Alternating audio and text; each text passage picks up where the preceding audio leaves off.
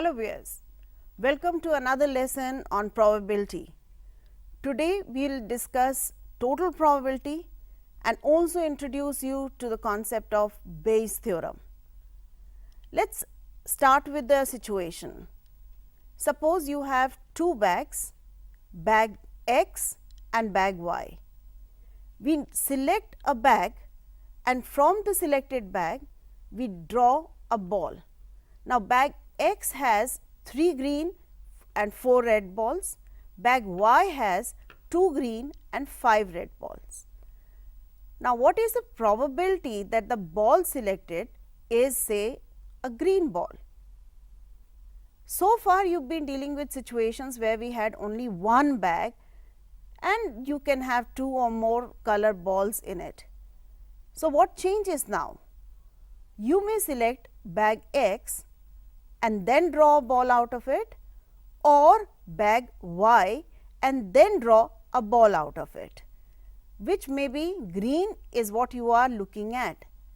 So, we want to find the probability of getting a green ball from bag X or probability of green ball from bag Y, and therefore, the probability of a green ball drawn at the end of this experiment will be the sum of the two probabilities, that is the probability of green ball from bag X and the probability of green ball from bag Y. Now, what is the probability of the bag X getting selected? So, what is the probability of bag X getting selected? Considering bag X and bag Y to be equally likely to be selected, bag X probability is 1 by 2, bag Y probability is also 1 by 2. Getting a green ball from bag X is 3 by 7, because 3 green and total number is 7. Whereas, for bag Y it is 2 green and total 7, so 2 by 7. What we have learned earlier is something called as multiplication theorem, which tells us that the probability of a green ball from bag X is same as the product of the probability of bag X and the probability of green, given that the bag X has been selected. So, it is half into 3 by 7. Similarly, green from bag Y is half into 2 by 7, and therefore, we are ready to say that the probability of green ball, which now using the assumption that X represent bag X being selected and so on, the probability of green ball becomes probability of X into probability of green ball, given that bag X was selected, plus probability of Y into probability of green ball, given that the bag Y was selected.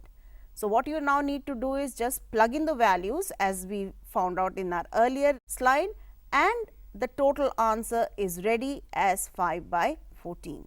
Now, this is a kind of a situation we will now extend in our next situation. So, look at the problem and see what it says. We have a fair die being rolled. If one turns up, a ball is picked up at random from bag A containing 3 red and 2 green balls. If 2 or 3 turns up, a ball is picked up from bag B containing 3 red and 4 green balls. If 4, 5 or 6 turns up, then the ball is picked from bag C, which has 4 red and 5 green balls. The die is rolled, bag is picked and a ball drawn. What are the chances of drawing a red ball? Now, in this situation, the selection of the ball depends on what the die shows. In this case, the selection of the bag depends on what the die shows, and therefore, you have to consider possibilities. What if die shows 1, or what if the die shows 2 or 3, or what is the possibility of the die showing 4, 5 and 6 leading to? Let us take a look at it in a diagram form. Usually, we call it as a tree diagram. So, we kind of branch out all the possibilities, and that puts the entire picture in a very concise manner for you. So, what if the die shows 1? What would we get? We will pick a ball from bag A, which contains 3 red and 2 green. If the die shows 2 or 3, we pick a ball from bag B which has 3 red, 4 green. If we get 4, 5 or 6, then the ball is picked from bag C which has 4 red and 5 green. And then we are looking at the probability of a ball coming out of each of these selected to be a green ball. Now, in this case, the probability of bag A is same as getting a 1 on the die. Therefore, the probability of A is 1 by 6. Probability of bag B will become 2 by 6. Probability of bag C is 3 by 6, because 4, 5 or 6 can show up in 3 favorable ways. Probability of bag C will therefore be same as probability getting a 4, 5 or 6. And getting a red ball out of the bag A, the probability therefore will become 1 by 6 into 3 by 5. So, 1 by 6 is probability of the bag A into probability of a red given that bag A was selected.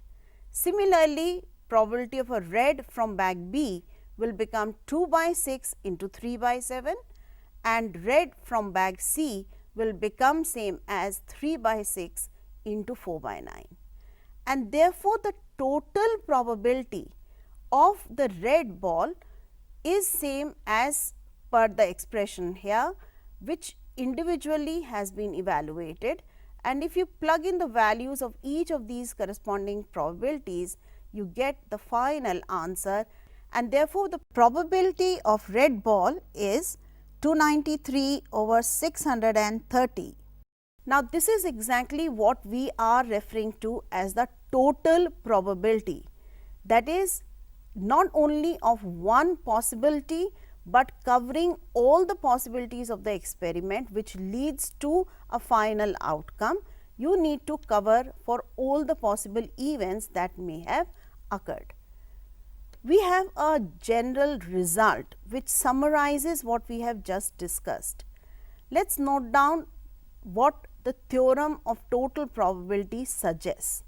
Theorem of total probability says that if E1, E2, E3 up to En are partitions of the sample space.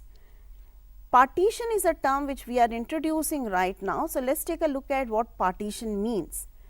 Events E1, E2, E3 up to En represent a partition of the sample space if they are pairwise disjoint, exhaustive and have non-zero probabilities. So, there is nothing common between event E1, E2 etc., and they exhaust all possibilities and they have non-zero probabilities. In this previous example, in context of the previous example, E1, E2, En would be nothing but selection of the bag 1 or the bag 2 or the bag 3. A will be the probability of a red ball being selected. That could have come from either of the 3 bags. And then the result says that the probability of A, that is of the red ball or green ball as our previous examples, will be same as the sum of the product of individual events probability and the probability of event A given that EI has happened.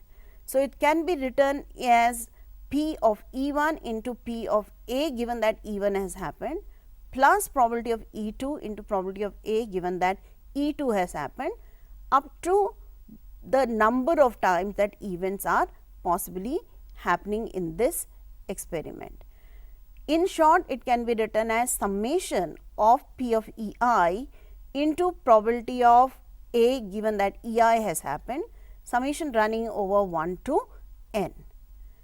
This is something which looks complicated, but if you have understood our previous 2 examples, then this would make sense. Now, let us talk about another very important theorem known as Bayes' theorem. Bayes' theorem in probability is as important as Pythagoras' theorem is in geometry. This statement or result was originally discussed and stated by Reverend Thomas Bayes. At present, the result is widely used It's found its usage in topics ranging from marine biology to development of spam blockers for email systems. Let's consider the theorem. What does the theorem state? And then we will talk about its applications as well. The Bayes theorem states that if E1, E2, E3 up to En are partitions of the sample space S and A be any event of non-zero probability associated with S. So, these are the same things that we talked about in the total probability as well. Then probability of EI given that A has happened. So, what is the probability of bag X given that a red ball was taken out is same as probability of EI into probability of A given that EI has happened divided by summation of probability of EI into probability of A given that EI has happened, summation running from 1 to n. And this is true for any I taking values from 1, 2, 3 or n. Now, this result has a very close association with two things that we have talked about. One called the conditional probability, other multiplication and total probability, which we covered today itself. A quick short proof will put things in a correct perspective for you. Why and how do I get this result? Simply because the conditional probability tells us that probability of EI given that A has happened is same as probability of A intersection EI divided by probability of A. And what is probability of A? The denominator, the total probability, because A is associated with E1, E2, E3 or En, events which are partitioning the entire sample space. And therefore, I replace P of A in the denominator by summation of Pi into P of A given that EI has happened. Whereas, the numerator can be by conditional probability be replaced by probability of EI into probability of A given that EI has happened. I think if we take our one of the examples that we discussed earlier and turn it around, it will give you a better understanding of Bayes theorem. Let's get back to the example where we have bag X and bag Y. 3 green, 4 red in bag X, 2 green, 5 red in bag Y. One bag is selected, ball is drawn. What we now know is that the ball drawn is a green ball. What is the probability that it has come from bag X? So, we are interested in finding the probability of what must have happened in the first stage of the experiment. First stage where the bag is selected, second stage is where the ball is drawn. So, we now know what color of ball we have got.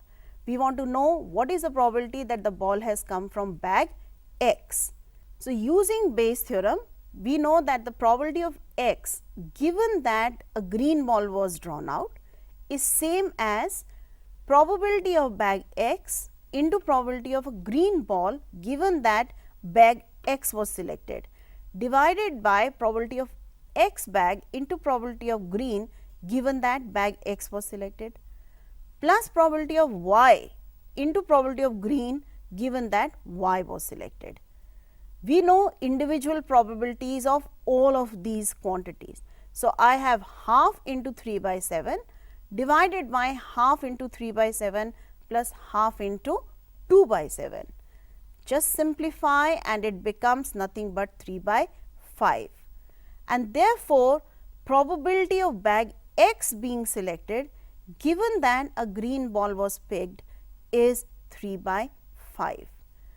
And therefore, the Bayes theorem helps us to find probability of an intermediate possible outcome, the outcome of bag X being selected when you know that at the end of the experiment a green ball was picked up.